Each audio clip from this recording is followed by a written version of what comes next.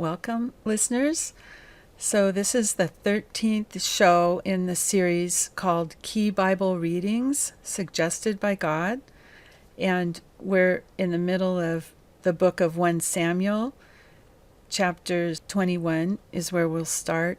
So, the map we're using is from iBibleMaps.com, and it's the kingdom at the time of Saul and David, when David was fleeing from Saul.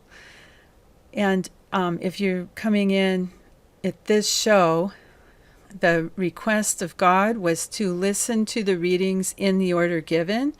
So to find that, go to EcoPeace Vision on YouTube and go to playlist, and then follow it down to this, listen to the other shows first, ideally. Okay. So 1 Samuel chapter 21, the first section is called David Takes Consecrated Bread. So David is fleeing from Saul, and he has some men with him that are loyal to him, and they don't have any food. They're hungry, and he comes to the priest, Ahimelech, the priest, at Nob, N-O-B, and he asks for some food, and the priest only has bread that is called shew bread, S-H-E-W bread, and that is, they would put 12 loaves out to give it to as an offering to God.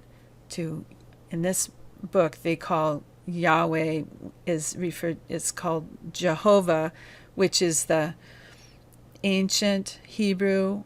It was YHVH.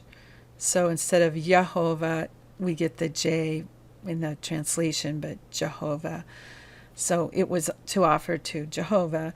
And then the priest said, if the men that are with him and he has not been sleeping with women or having sex, then they're holy enough to have the bread. And he says that's the case, so they had that bread, and then he needed a sword, and the priest gave him the sword.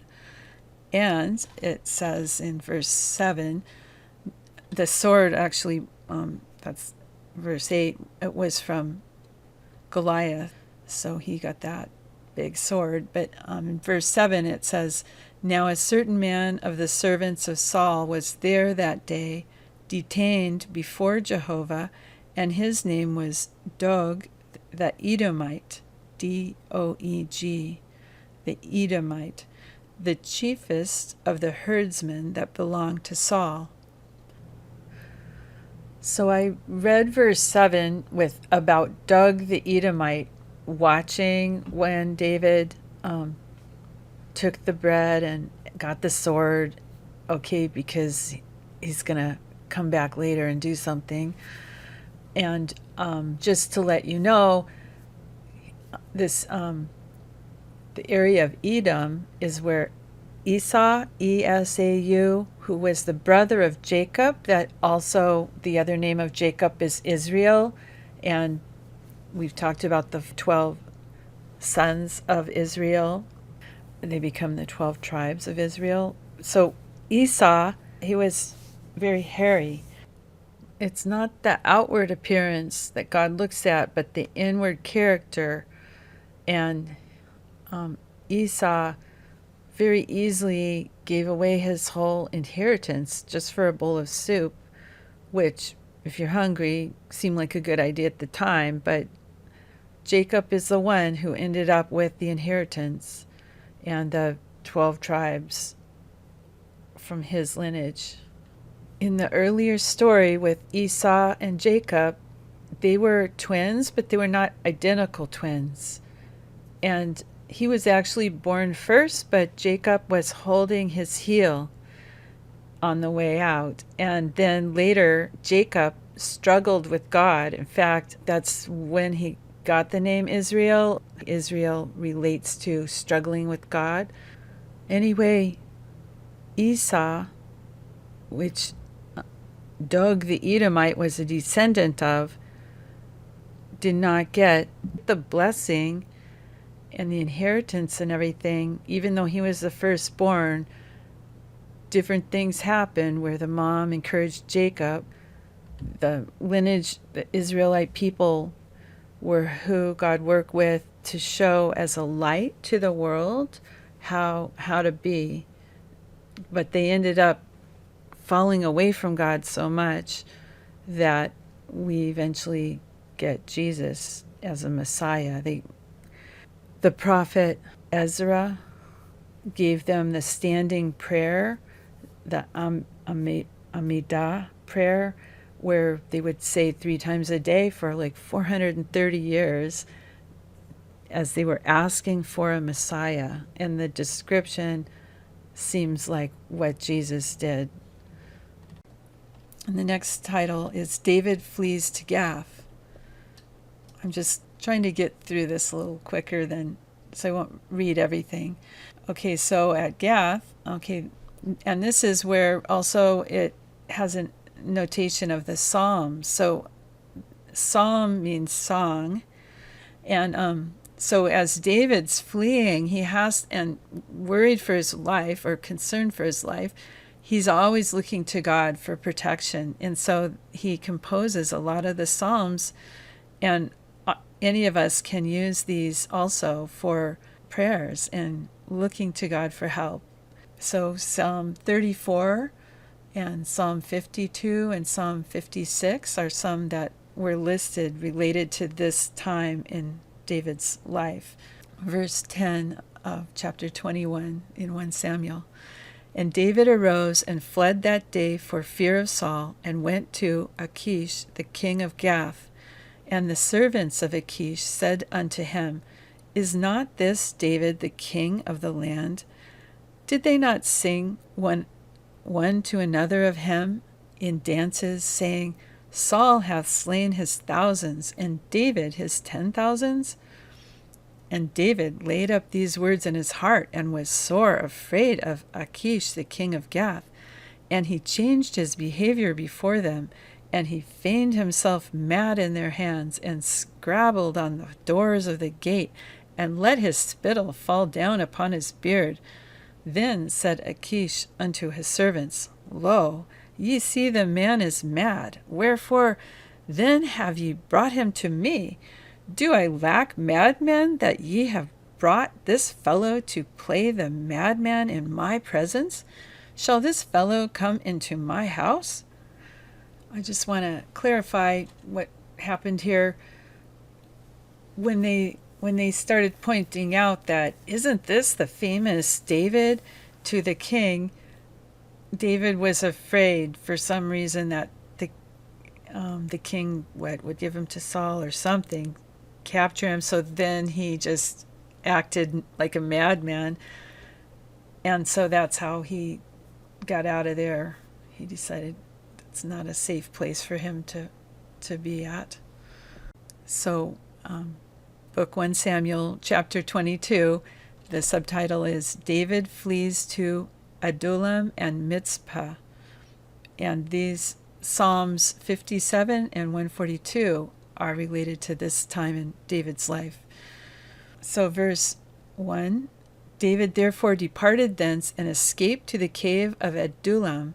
And when his brethren and all his father's house heard it, they went down thither to him.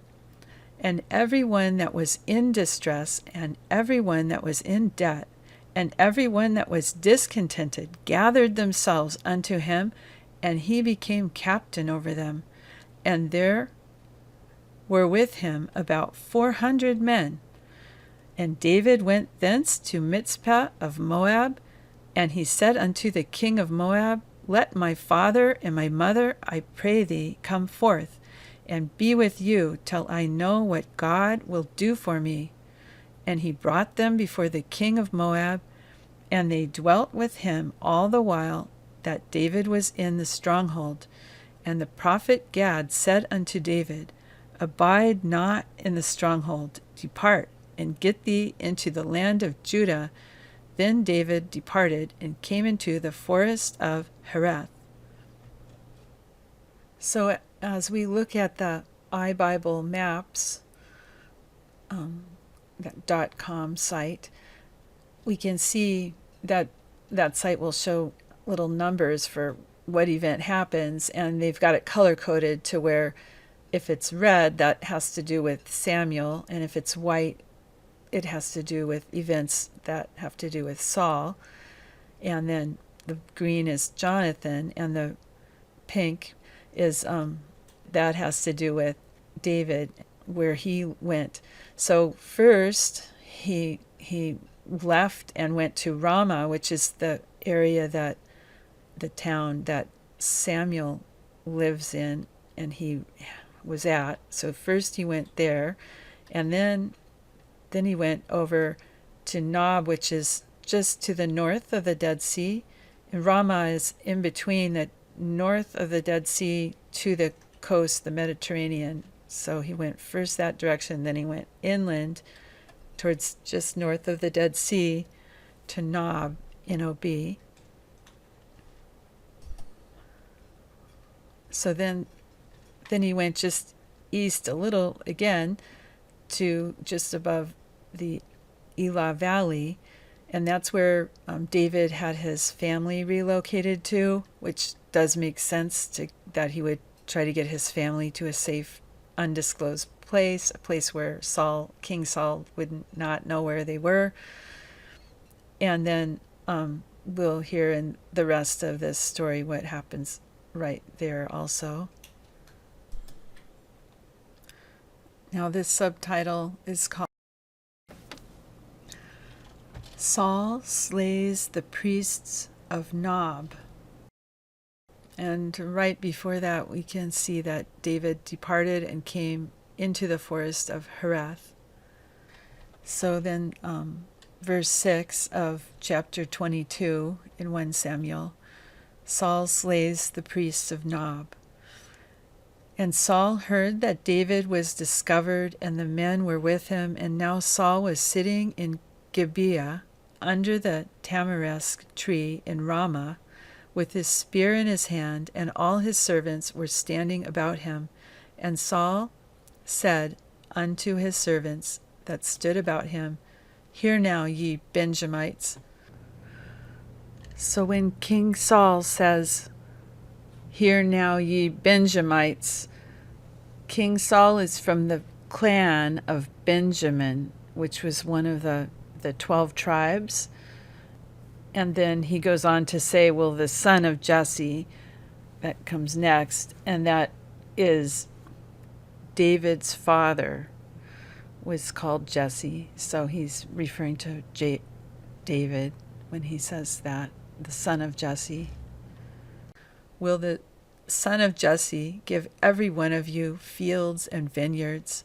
Will he make you all captains of thousands and captains of hundreds, that all of you have conspired against me, and there is none that discloseth to me when my son maketh a league with the son of Jesse, and there is none of you that is sorry for me, or discloseth unto me that my son hath stirred up my servant against me, to lie in wait as at this day. Now, I'm switching to the English Standard Version, but you can see in this section, it's just another instance where Saul is making really human errors that a person would not make if God was with them. So this is still chapter 22, verse 14. Verse 14, Then Ahimelech answered the king, And who among all your servants is so faithful as David, who is the king's son-in-law, and captain over your bodyguard, and honored in your house? Is today the first time that I have inquired of God for him? No, let not the king impute anything to his servant or to all the house of my father, for your servant has known nothing of all of this, much or little. And the king said, You shall surely die, Ahimelech, you and all your father's house. And the king said to the guard who stood about him, turn and kill the priests of the Lord. Priests, with an S, of the Lord, because their hand also is with David, and they knew that he fled and did not disclose it to me. But the servants of the king would not put out their hand to strike the priests of the Lord. Then the king said to Dog, you turn and strike the priests. And Dog the Edomite turned and struck down the priests, and he killed on that day 85 persons who wore the linen ephod.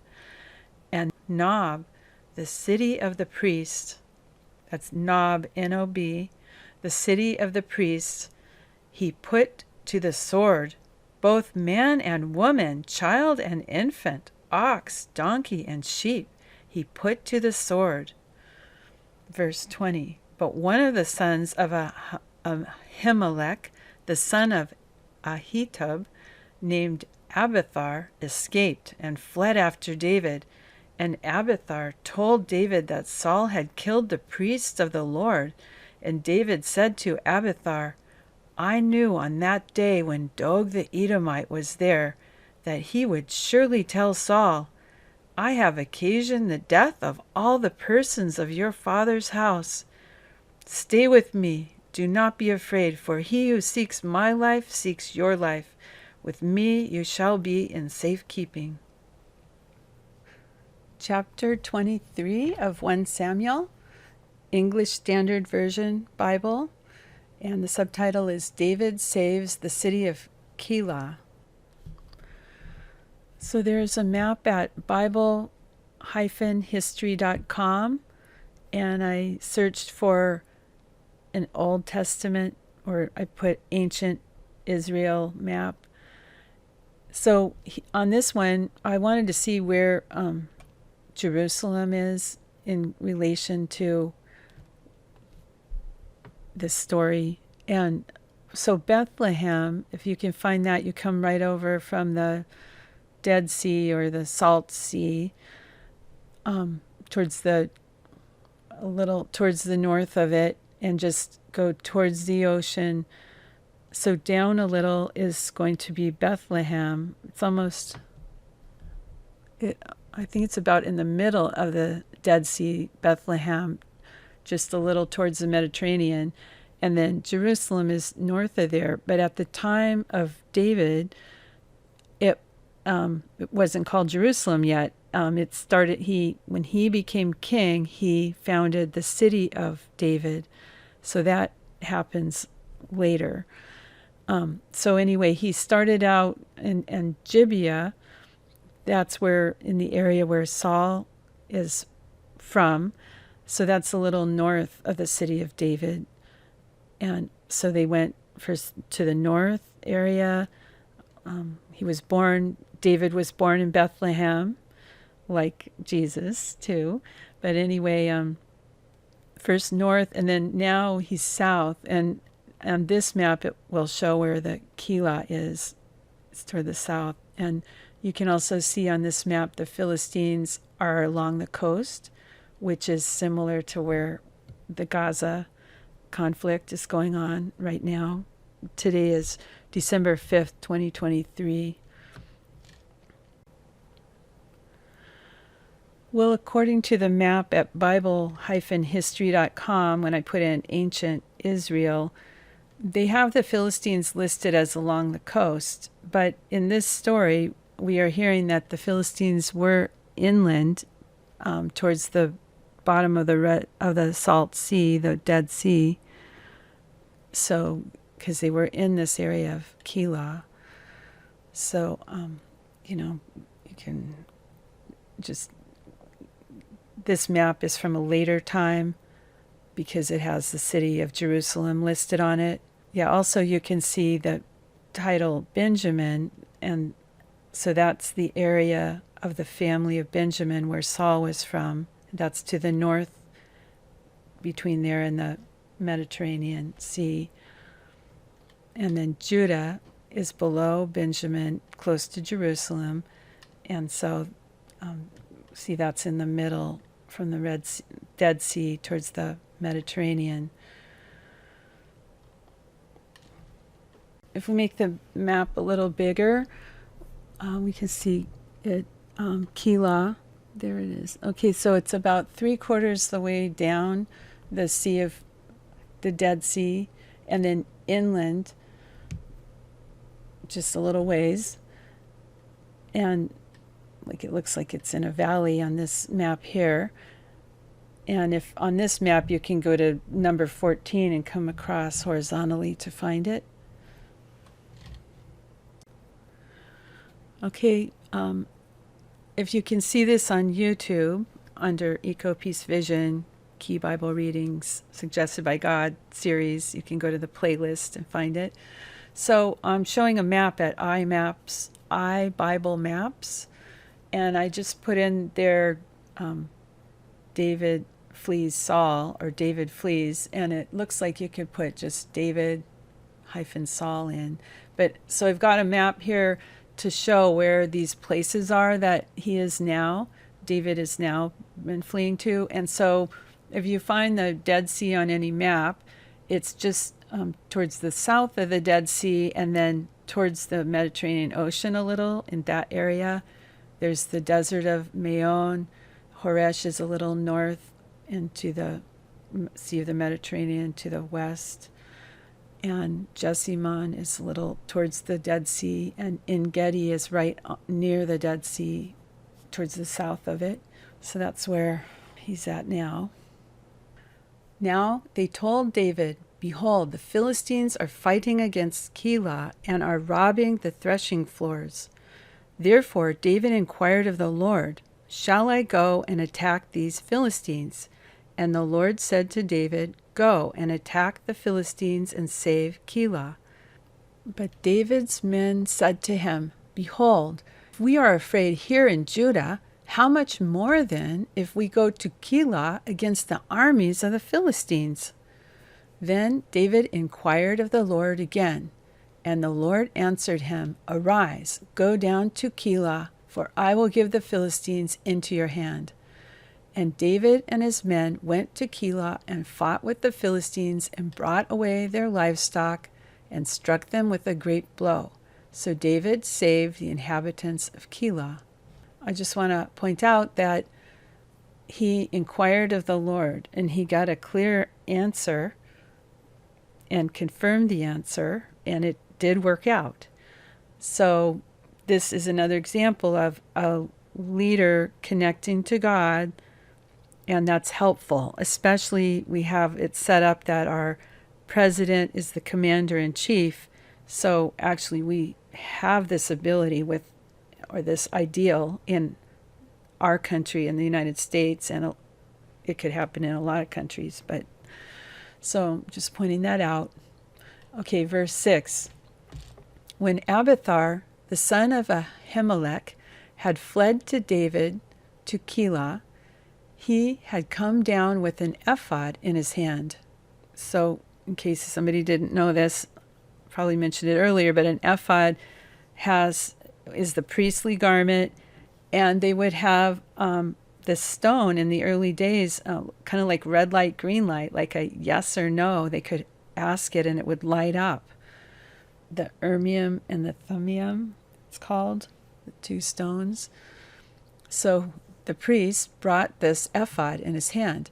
Now it was told Saul that David had come to Keilah, and Saul said, "God has given him into my hand, for he has shut himself in by entering a town that has gates and bars." And Saul summoned all the people to war to go down to Keilah to besiege David and his men. David knew that Saul was plotting harm against him, and he said to Abiathar the priest, "Bring the ephod here." It's spelled E-P-H-O-D here. Then David said, "O Lord, the God of Israel, your servant has surely heard that Saul seeks to come to Keilah to destroy the city on my account. Will the men of Keilah surrender me into his hand? Will Saul come down as your servant has heard? O Lord, the God of Israel, please tell your servant." And the Lord said, "He will come down." Then David said, Will the men of Keilah surrender me and my men into the hand of Saul? And the Lord said, They will surrender you. Then David and his men, who were about 600, arose and departed from Keilah, and they went wherever they could go. When Saul was told that David had escaped from Keilah, he gave up the expedition, and David remained in the strongholds in the wilderness, in the hill country of the wilderness of Ziph, Ziph. And Saul sought him every day, but God did not give him into his hand. Saul pursues David. Verse 15. David saw that Saul had come out to seek his life. David was in the wilderness of Ziph at Horesh. And Jonathan, Saul's son, rose and went to David at Horesh and strengthened his hand in God. I just want to point out here that Jonathan has demonstrated earlier that he has a really good connection with God. So this demonstrates Jonathan's connection and this phenomenon. Jonathan found David. Saul couldn't. So, Jonathan probably understood from God where David was. And the same, that's helpful in the time of war, or if communications goes out, to develop this ability to connect with God. It has been demonstrated, it's still happening today, but in the Chinese home church movement, there's a book called The Heavenly Man, and that's a really amazing biography. And lots of miracles happened, and lots of persecution, but we see that demonstrated, that same phenomenon demonstrated in that book. Okay, so Jonathan just came, and that was verse 16, and verse 17, Jonathan said to David, and he said to him, Do not fear, for the hand of Saul my father shall not find you. You shall be king over Israel, and I shall be next to you. Saul my father also knows this. And the two of them made a covenant before the Lord. David remained at Horesh, and Jonathan went home. Verse 19. Then the Ziphites went up to Saul at Gibeah, saying, Is not David hiding among us in the strongholds at Horesh, on the hill of Hashilah, which is south of Jessimon?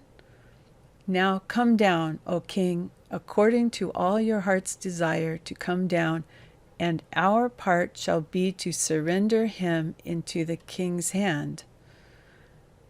And Saul said, May you be blessed by the Lord, for you have had compassion on me. Verse 22. Go, make yet more sure. Know and see the place where his foot is, and who has seen him there, for it is told to me he is very cunning. See therefore and take note of all the lurking places where he hides, and come back to me with sure information. Then I will go with you. And if he is in the land, I will search him out among all the thousands of Judah. And they arose and went to Ziph ahead of Saul. Now David and his men were in the wilderness of Maon, M-A-O-N, in the Arabah to the south of Jessimon, Jeshimon. And Saul and his men went to seek him, and David was told, so he went down to the rock and lived in the wilderness of Maon. And when Saul heard that, he pursued after David in the wilderness of Maon. Saul went on one side of the mountain, and David and his men on the other side of the mountain. And David was hurrying to get away from Saul, as Saul and his men were closing in on David and his men to capture them. A messenger came to Saul, saying, Hurry and come, for the Philistines have made a raid against the land. So Saul returned from pursuing after David and went against the Philistines. Therefore that place was called the Rock of Escape. And David went up from there and lived in the strongholds of Engedi, Engedi.